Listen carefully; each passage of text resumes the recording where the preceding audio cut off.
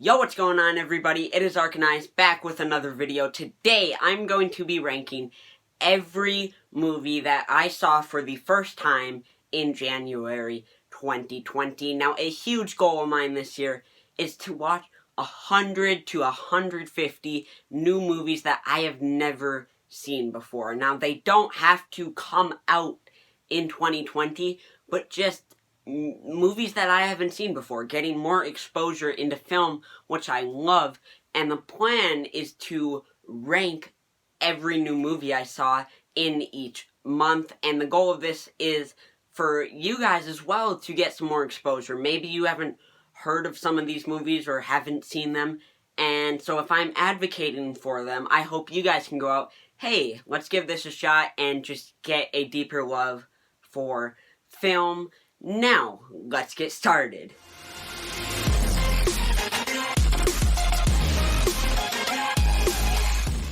Now, I watched 15 movies I had not seen before in January 2020. Now, my bottom two, I watched purely to make fun of. We had a school trip, we were on a bus, so I downloaded some pretty bad Netflix movies to watch. And honestly, I had a fun time just making fun of how garbage they are. Coming in last is All the Freckles in the World. This is a, I guess, teen rom-com. It's, I don't actually know what it was. The main character isn't likable. The directing is very bad. The acting is not great.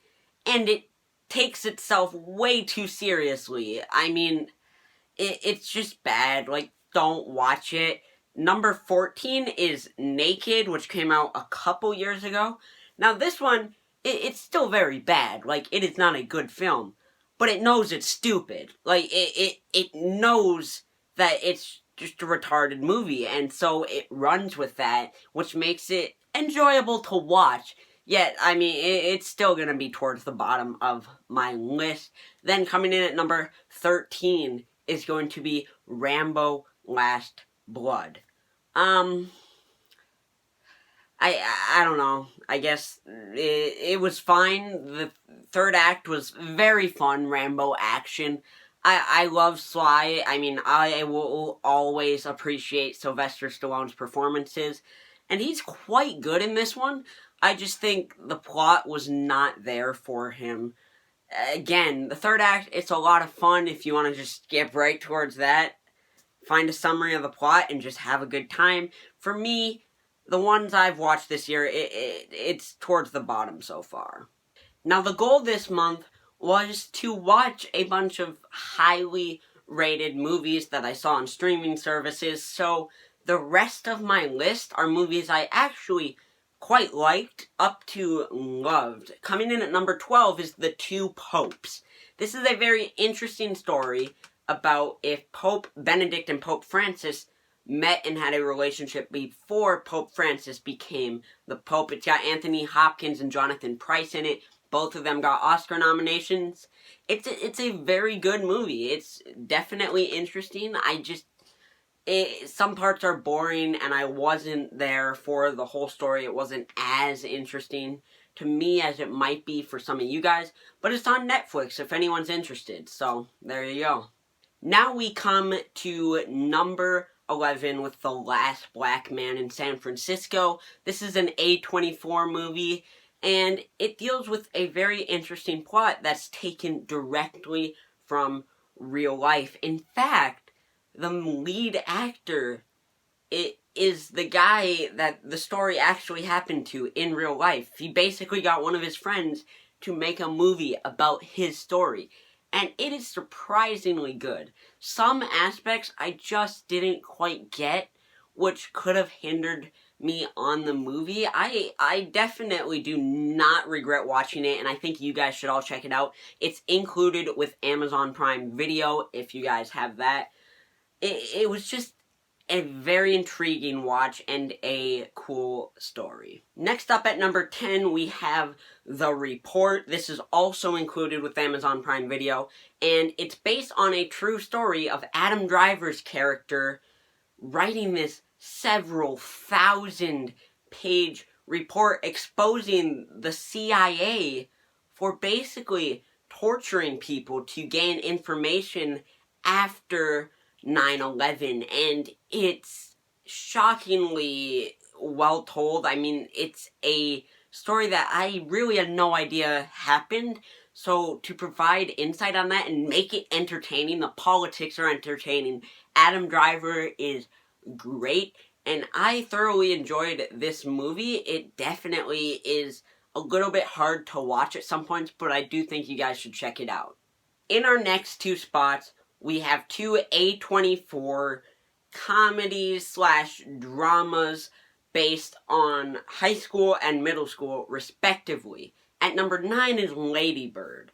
Now, this is directed by Greta Gerwig, who directed Little Woman, and I really love this one. I mean, it tackles the, teen rom-com slash drama it very well with a fresh new taste. I severely cared about our character, and Greta Gerwig really took us on this journey with Lady Bird. And so by the end of the film, when she's happy, she's going to college, I really felt like I earned that moment, and that's great storytelling. And then at number 8, we have 8th Grade, which was also on Amazon Prime Video, just like Lady Bird. So if you have Amazon Prime, you got some great movies to watch, because I loved 8th Grade.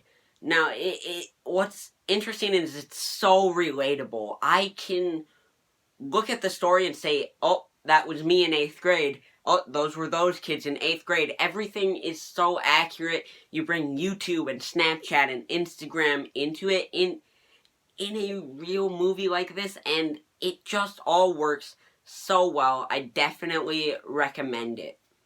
Next up at number 7, we have Raging Bull. Now, this is a black and white Scorsese movie from 1980 with Robert De Niro.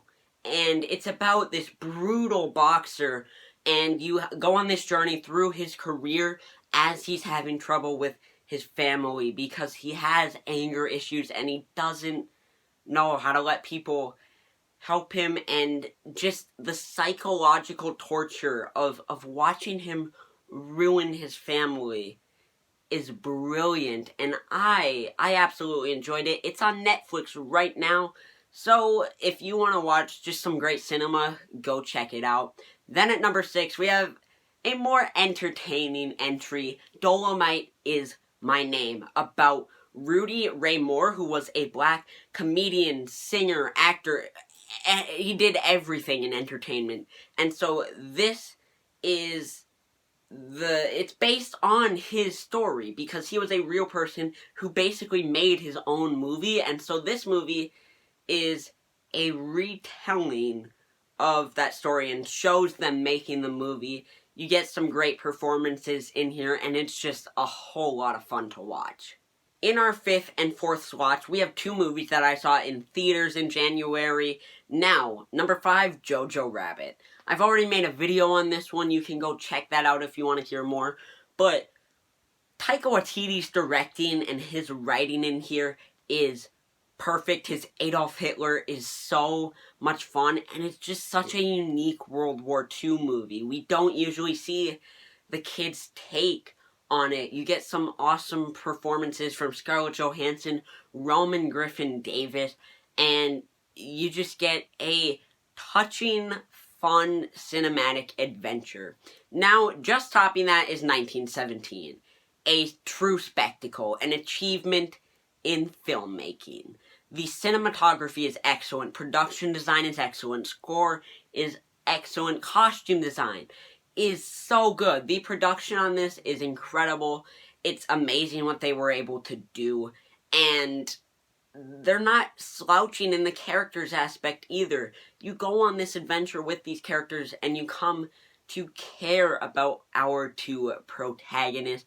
I just absolutely loved it. It should still be in theaters right now, so please, please go check it out. Now at number 3 is Warrior, a movie that came out in 2011. I never watched it until I heard Sean Chandler talking about it, praising it, and I had to give it a shot. And my God, this movie is amazing. I had such a great time watching it. It's got some of the best sports payoff I have seen in the second and third act, and it's just a beautiful story about this family that had been torn apart coming together again through this MMA tournament. The action is awesome, but I was in it for these characters. Tom Hardy gives a great performance. Nick Nolte, who got an Oscar nomination, is awesome in here. And it's such a simple story told in just a beautiful way that I think anybody can be entertained by. So go check this out. As far as I know, it's not on any streaming services, but anyways, number 2 is Inception. Now, I have seen this one before, but it's been a long time. I didn't remember too much, so I gave it a rewatch. I'm including it in here, and I fell in love with this movie again instantly. What Christopher Nolan does is outstanding. You get a great performance from Leo, and the effects are great, and it's just such an interesting concept. It's kind of like The Matrix. I love when movies do that kind of stuff. And it's definitely a little bit confusing, but if you can work through it, it's a remarkable piece of filmmaking. But my number 1 is Her. Now, Her was a fantastic movie that I absolutely loved. It's on Netflix, so if you haven't seen it, just watch it, see what you think. I think you'll all really enjoy it. Joaquin Phoenix gives an Oscar-worthy performance, which he did in fact get nominated for, and he plays Theodore, a man who falls in love with an operating system, like artificial intelligence. It's such an interesting story. It's fun to be in that world because they've got a bunch of future technology that someone like me found extremely cool. You get Scarlett Johansson as the voice of the OS, and all around just excellent filmmaking. They knew what they wanted to do. They executed the story so well. A great score, and just an entertaining, heartwarming movie. Like, you really care about those characters. That's what sold it to me, and that is my number 1 for my first watches in 2020. Let me know what you guys thought of this video. Are you excited for me to be doing this once every month? Let me know. I'll see you next time. Peace.